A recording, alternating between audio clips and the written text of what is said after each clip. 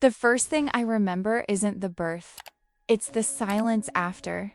Not the kind of silence they write poems about. This one was heavy, unnatural. A strange stillness in the hospital room, interrupted only by the soft suction of the nurse cleaning my baby. I looked at her, tiny, wrinkled, real land, thought, is that mine?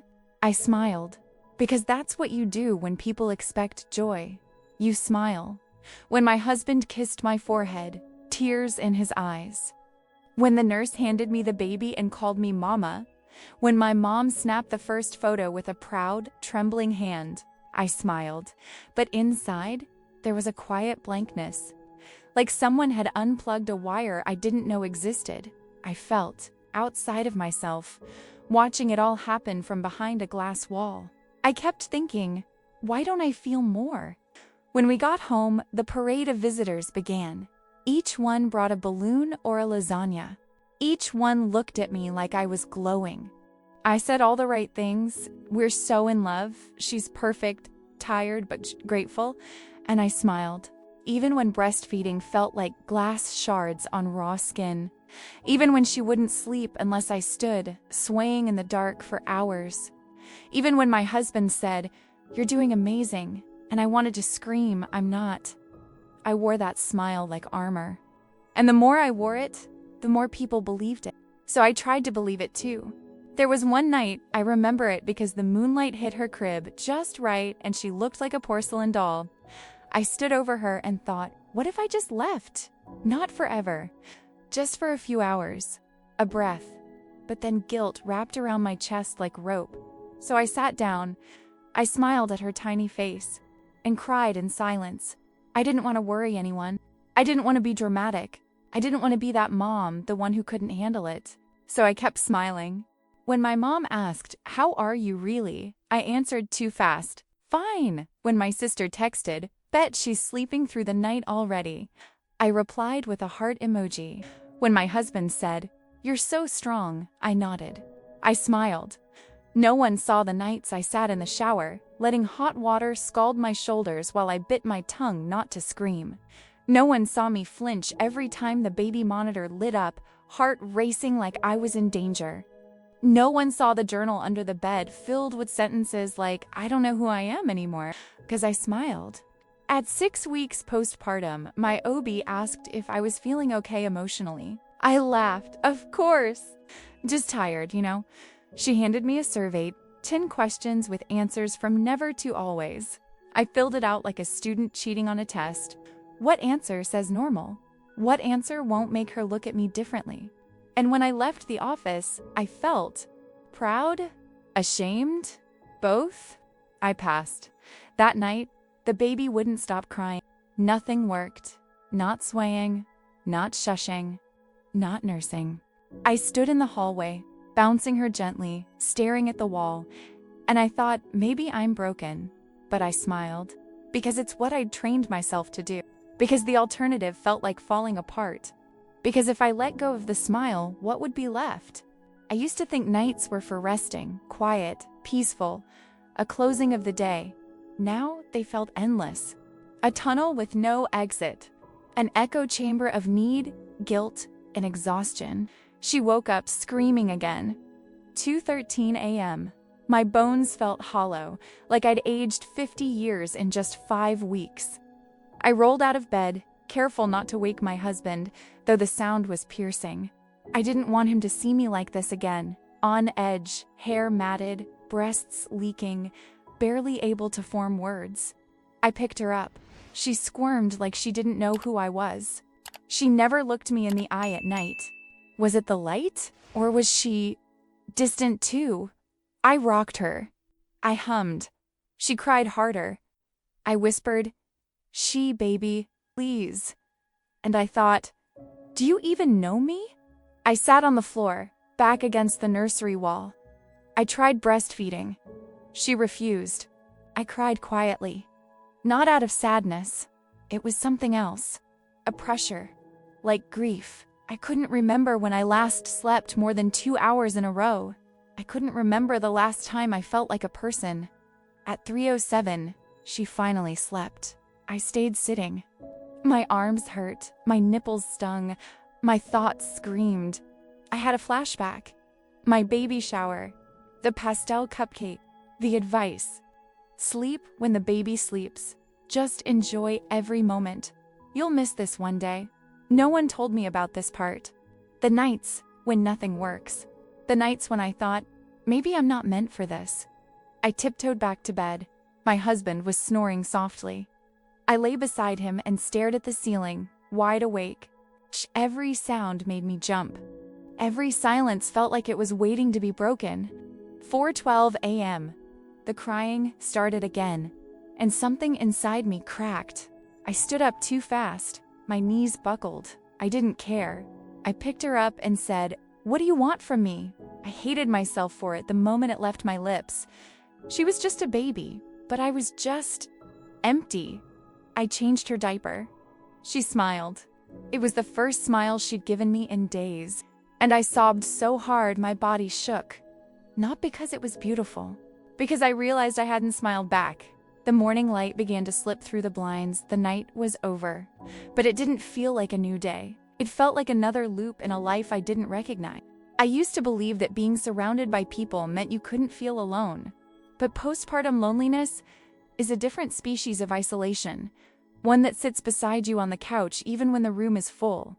My mom visited almost every afternoon. She came with bags of groceries, folded laundry, reheated soup. She moved through my house like someone trying not to disturb a sleeping animal. She asked gentle questions. Need anything? Want me to hold her while you shower? You okay, sweetheart? I always said yes to the help and no to the question that mattered. My husband tried to in his own way. He would come home from work, kiss the baby first, then me.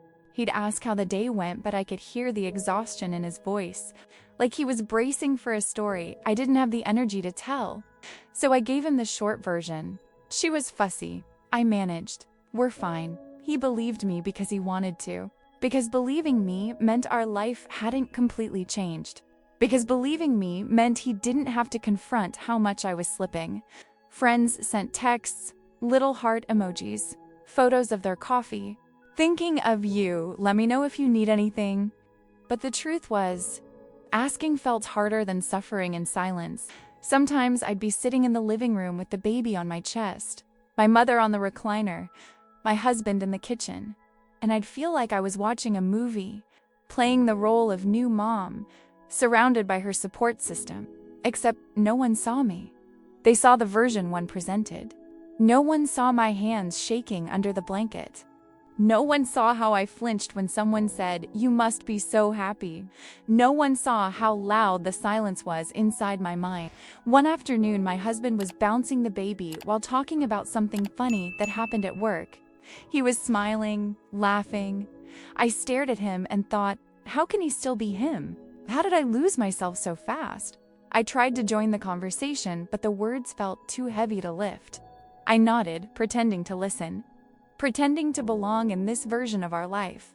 Later that evening, after everyone had gone to bed, I sat alone on the couch. The baby monitor glowed beside me, a tiny green light blinking like a heartbeat. I felt so far from myself, I wondered if I'd ever get back. I told myself I was lucky. I had help. I had people. So why did I feel like a ghost in my own life? I tried to journal again, thinking maybe words could anchor me, but all I wrote was, I don't recognize the woman in this house. I closed the notebook quietly, afraid someone would hear the truth even from another room. The next morning, my mom looked at me a second too long while she poured coffee. A look that lingered. A look that said she knew something was off, but didn't know how to reach me. I instantly shifted, straightened my shoulders, forced a soft smile. I thought, if I pretend well enough, maybe I'll feel real again. But the more I tried to hold myself together, the more invisible I became, even to myself. I don't know why I walked past the hallway mirror that morning. Maybe I was too tired to remember to avoid it. Maybe some part of me wanted to see what I had been pretending not to feel. But I saw myself, freely saw myself for the first time since giving birth. I stopped. The baby was sleeping on my shoulder, her breath warm against my collarbone. And there, in that warped glass, stood a woman I didn't recognize. Her hair was unbrushed, falling in tangled strands. Her eyes were swollen, ringed with purple shadows that made her look haunted. Her shirt was stained with milk, her posture slumped like she was bracing for an invisible weight. I stared at her. She stared back. I whispered, "Who are you?" The reflection didn't answer. It wasn't just the physical changes, they were expected. It was the emptiness in her gaze, a kind of grief I hadn't admitted yet. My mom used to say, motherhood transforms you. But I don't think she meant this kind of transformation, the kind that takes pieces before it gives any back. I shifted my daughter higher on my shoulder. Her tiny hand opened and closed, brushing my neck. The woman in the mirror flinched. I remembered moments from the hospital I had tried to bury, the doctor's voice saying, "We need to move faster," the lights blurring above me, the cold panic spreading through my chest, the nurse telling me to just breathe when I felt like I couldn't. I had pushed all of it down, convinced the only acceptable story was, birth was beautiful. But parts of it weren't, and every time I avoided my reflection, it was because some part of me feared that trauma still lived on my skin. I pressed my fingers against the glass. My reflection did the same, her hand trembling.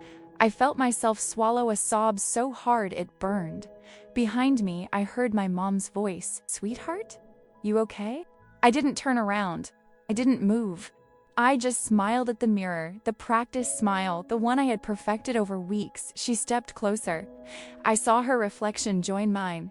Her face softened immediately, the way only a mother's face can when she recognizes pain. "You haven't looked in a mirror since you came home," she whispered. She said it like she'd been waiting for this moment. I shrugged, pretending it wasn't true. But my throat tightened. My mom placed a hand on my back. "Your body went through so much," she said gently. "And your mind even more." Her voice cracked a little. I felt something loosen inside me.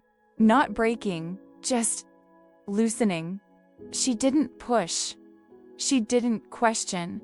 She didn't demand an explanation. She just stood beside me in that reflection, letting me see we were both there. Two generations of women carrying stories we didn't know how to tell. For a moment, I felt less alone. But later, when I was finally alone in the bathroom, I looked into the mirror again. This time, I didn't flinch. I didn't run. I pressed my hand to my stomach, the skin softer, stretched, different. I whispered, "I'm still here." It felt fragile, but real. Then the baby cried. The spell broke. The mirror faded back into an ordinary object. Still, something had shifted. A hairline crack in the mask I'd been wearing. A small truth surfacing. The woman in the mirror may not have been the one I remembered, but she was the one who was surviving. There's a kind of loneliness that lives beneath the surface. It doesn't scream, it doesn't sob, it whispers, constantly. It tells you things you're too afraid to admit out loud. It began as a murmur, when I couldn't soothe her cries after an hour of rocking, when I forgot to eat all day, when I looked at the clock at 4 p.m. and realized I hadn't spoken a single word since morning. The whispers came then. "You're not enough. She deserves better. You made a mistake." I shook them off at first. Tried to. I played music, turned on TV shows in the background, opened windows to let sunlight in. But the voices weren't coming from the silence around me. They were rooted in me. I'd lie awake at night, long after she fell asleep, staring at the ceiling, listening to the house creak. And I'd think things I didn't have the language to name. What if I just drove away? Not forever. Just a night. What if I told someone I was scared of my own baby's cry? What if I said I don't feel love the way I expected to? One morning, I stood in the kitchen, holding a bottle in one hand and her in the other. And I thought, what if I dropped everything and screamed, just to break the weight pressing on my chest? But I didn't scream. I smiled and whispered to myself, "You're okay. You're okay. You're okay." Like a spell, like a lie. I began writing things in my notes app that I was too afraid to speak. I think I'm failing. I miss the old me. I resent how happy everyone else seems. I deleted them minutes later, not because they weren't true, because they were. One night, she wouldn't sleep again. My husband was snoring, and I was alone in the dark, bouncing her, my spine aching. I started to cry, quiet at first. Then it all came up at once. The whispers poured out. I'm tired. I don't know what I'm doing. I'm afraid I'm not meant for this. I said them into the air, barely above a whisper, afraid even the baby would hear, afraid someone might knock on the door and take her away. And then she stopped crying. She looked up at me, eyes wide, calm, almost like she knew. I laughed through tears, held her tighter, and whispered, I'm trying. I promise I'm trying. In that moment, I didn't feel healed, but I felt seen. By this tiny human who couldn't speak but somehow heard me better than anyone else. The next morning, I sat with my mother and said, I think I'm struggling more than I let on. She didn't speak, just reached for my hand. And that silence finally was the kind that heals. It was a Sunday. Gray light poured through the windows, the kind that makes the house feel heavier somehow. I was holding the baby, pacing the living room, trying to get her to nap. My mom was folding laundry nearby, quiet, focused, pretending everything was fine, just like I always did. But that day, something was different. I don't remember what started the conversation. Maybe it was how I sighed too loud. Maybe it was the way my shoulders slumped lower than usual.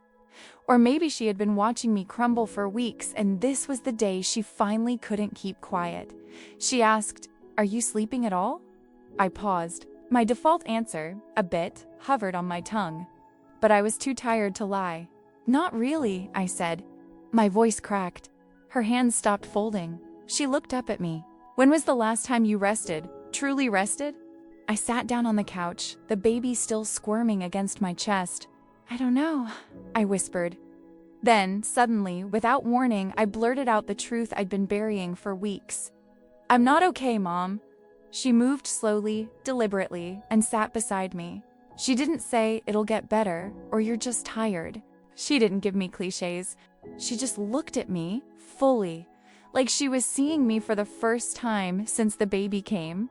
Then her voice, low and trembling. I wasn't okay either. I turned to her, stunned. What? She nodded. With you.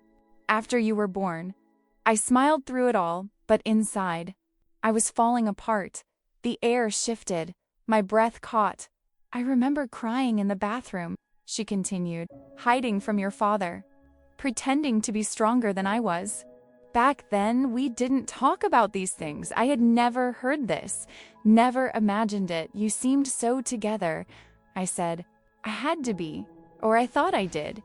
Her eyes filled with tears. I wish I had told someone sooner.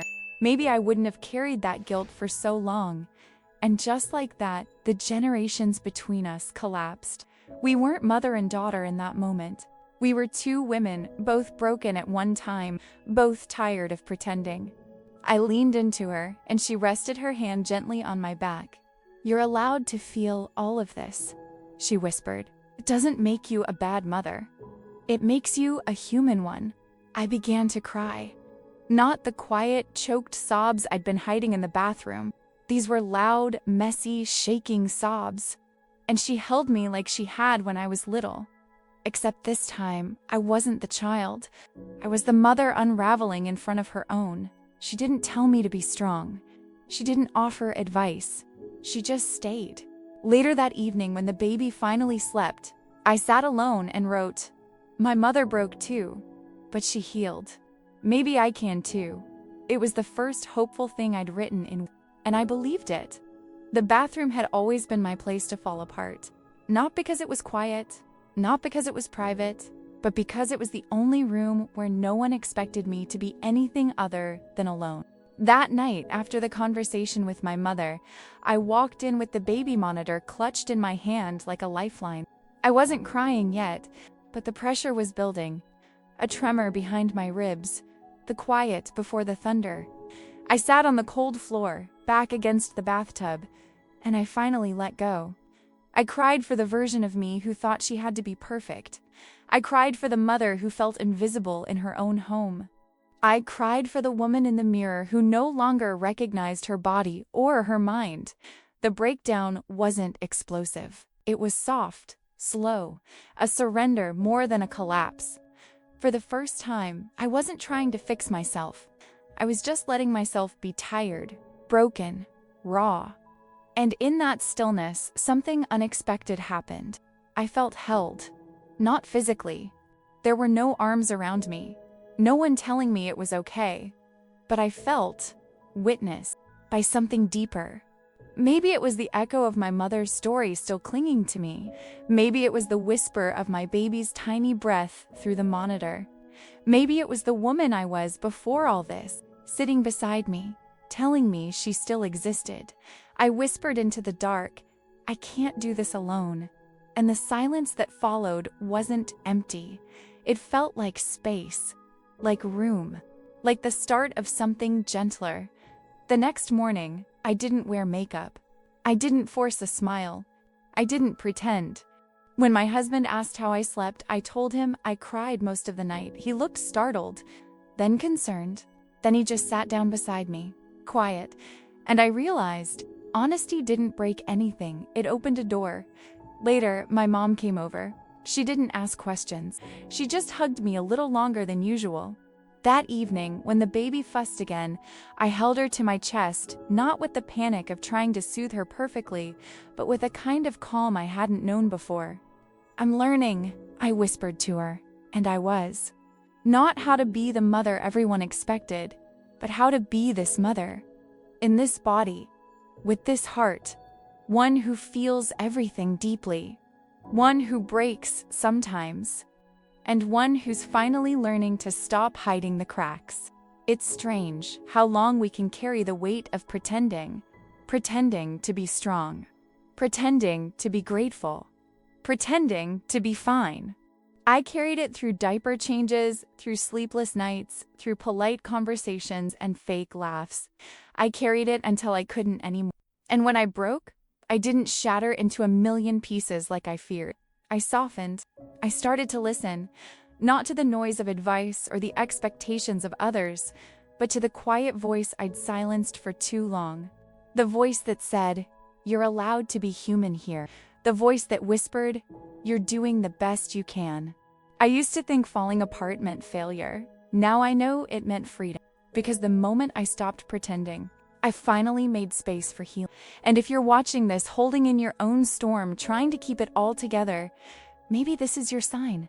Let go, not of your baby, not of your love, but of the need to be everything all the time. Let the cracks show. Let the tears fall. Let someone hold your truth without fixing it. Because sometimes the bravest thing we can do is break and still stay. If this story touched something and you comment below, tell me where you're watching from and what time it is where you are right now. I want to know how far this story reaches. Maybe tonight we'll feel a little less alone together.